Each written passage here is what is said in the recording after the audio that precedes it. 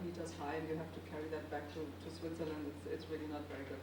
So we tell them to send it in printed form, because also the electronic manuscripts have proven to be complicated in terms of formats. Sometimes you cannot open them. So we really insist on the traditional expose in a we have just changed at the agency. We now accept email. We also will not. I will never take a manuscript. No. I'm much more likely to lose it. And you know, we've not really had a problem with format, with stuff not opening. I don't think. I mean, I'm trying to remove. Maybe we have. I've not personally had a problem. But in fact, we now much prefer it to come by email. We all have electronic readers. Generally, if I'm going to be honest with you guys, we open it up, we read the first page, and then we reject it. So it's very economical. Otherwise, you might have to post it back. Postage might, you get these funny little international coupons and so on. So, I have a quick question on that basis. I mean, you're talking about, I'm assuming, fiction and non-finished manuscripts, in a sense, not laid out. What is it like for someone? What is it like for someone to actually finish an InDesign document on a factual book? Will publishers do like what we call in the music industry a P&D deal, where they print and distribute it? No publisher will do that. Publishers don't like. I mean, for instance, it's considered very bad form to send in a manuscript with the design for the cover. A lot of authors like to do that, but it's not advised. Publishers like to think that they know more than most authors. And the way to submit a manuscript is simply as a Word document, unless the nature of the book involves design. In other words, you can't really show the book without designing it. In this case, it does. Then you would put in your covering letter, because of the nature of the book, I have actually done some design work, but I would completely understand if you wish to change it. Yeah, because every publishing house has a corporate design in which they publish their books, and it's very important that this book can be included in one of the lines of books they have. Sure, but see, this is what I'm saying. In the music industry, about 10 years ago, maybe even longer, the music industry just stopped doing A&R, it stopped signing up a lot of talent. People started giving them finished recordings for them to distribute, coming back to a distribution point. I mean, the publishing industry doesn't do it, you don't? Well, publishers don't do that. They're publishers, not distributors. There are distributors. You can go and print the book and get a distributor to distribute it. But can you do that really so easily? I mean, would you get? You can do it easily. Is it as effective as getting a publisher? No. That's what I mean. Yeah. But you know, isn't the tail wagging the dog? Why do you have to design the book yourself? But this is the interesting thing. Is what I'm saying. In the music industry, there is now an accepted procedure where people just do that, and it saves obviously the. No, but I'm asking you, why do you have to be the designer of your book? I think it's something that's going to happen. I think more and more people, as e-books become more popular. Well, obviously with e-books you can design it yourself, exactly. but then you get back to the circular. You know, how are you going to tell people it's out there? Right. So that also comes back to the situation. I mean, you know, it's no.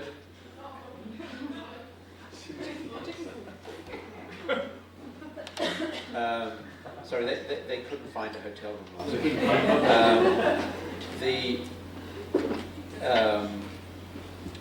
There's a saying in advertising: you don't spend money advertising something until it's already selling. The real problem is, if you've got access to distribution, whether it's through Amazon, whether it's through iTunes, whatever it is, that's fine. But you have to be able to tell people the book is there. You know, you can tweet, you can blog, you can have Facebook pages and everything else. But you know, I mean, how many Facebook users are there? 500 million. So you know, we are all drowning in information. We don't actually need any more books. There are more books being published than the world needs. You know, we're destroying the planet because we're cutting down too many trees. You know, if someone could just find a way of producing paper that didn't require trees, they'd get the Nobel Prize. The real question is, we ought to go back a step and say, why do people write? because a lot of this is driven by the fact that there are hundreds of thousands of people who write. And I would recommend a lovely book by George Orwell, who wrote 1984, An Animal Farm and so on. This is a little book called Why I Write. And he said he was looking into himself, but he thinks it does apply to most writers. And he says there are 4 reasons that relate to the vast majority of writers. And the first and most important reason is sheer egotism. And the other reasons are immortality, wanting to make the world a better place, and wanting to get back at people who put you down. Now, all of those are perfectly valid reasons for being a writer, but if you're asking a publisher to invest money in you, whether it's in advances, whether it's in production, whether it's in promotion, they've got to believe that that book is going to make them a profit. And if you go back to what Gesine said, you've got to find a publisher who's going to be right for that book. Yeah, it's a waste of everybody's time. I have a question, because you referred to some sort of predictability also with respect to investment choices. Is it true, or how do you feel both about if an author proposes his expose, and is it sort of useful to have done a little research when you can say, okay, this book reminds of this and that book, which has reached so many readers, and so do the market research already, or is it supposed to be? Once again, we are a very traditional publishing house, and we do not operate with market research of audience, or possible audience for books. We are only interested in the quality of the actual written manuscript. And I think it depends. If you've written a book about a teenager who is a magician, and you say, well, you know, this would appeal to the same people who bought Harry Potter, that's not only not useful, but that will make people think less of you. If you've written a book about how to grow bonsai versions of redwood trees, something or very, very specialized, then possibly some research would be valuable. But most authors fall into the trap of looking at big bestsellers, which are in some way similar. They fail to make the judgment, which is, I think, what Gesine was talking about, which is critically important, is do they actually write as well as that writer? Secondly, they often don't realize. I mean, for instance, we're all very aware of all the Bourne Identity and all these, you know, current adaptations of Robert Ludlum. If you write a book like that, and you say, well, it'll appeal to the same authors, you have to remember that Robert Ludlum published many books over a period of 20 or 30 years. He built up a big readership. Now, if you could get Robert Ludlum to give you a quote, that would help. But just to say it's like Robert Ludlum, but no one's ever heard of me, is a disconnect. yeah, And that kind of, that's not market research, actually what I think you were describing. It's just doing this, you know. Because I heard on the American market, I mean, this may be not the right appropriate response, I heard, but there, unless you do a little research where you could also describe in which genre your book fits and what That's the fine. trend was. That's Yeah, fine. that's different. Yeah. Yeah. Because if you, the risk there is a lot of writers write a book thinking it's in one genre when it's not. Mhm. That people who work in publishing, film, television have generally a good understanding of the conventions of the genres. I get books sent to me which are described by the authors as it's a thriller, but it's not, it's a mystery. And that just means the author doesn't have good judgment, and that puts me off. So I think you have to be careful about jumping in and talking about a subject you as an author may not really know very much about, thinking that it makes it look very professional. And this is really what maybe then in the end, if the publisher accepts your manuscript, the publisher will use as a marketing instrument, reminding the possible buyers of the book, this is maybe similar to this and that. That's very widespread, this technique of marketing.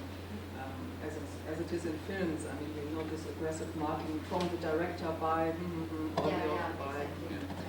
And of course, there's lots of need for marketing arguments to grab.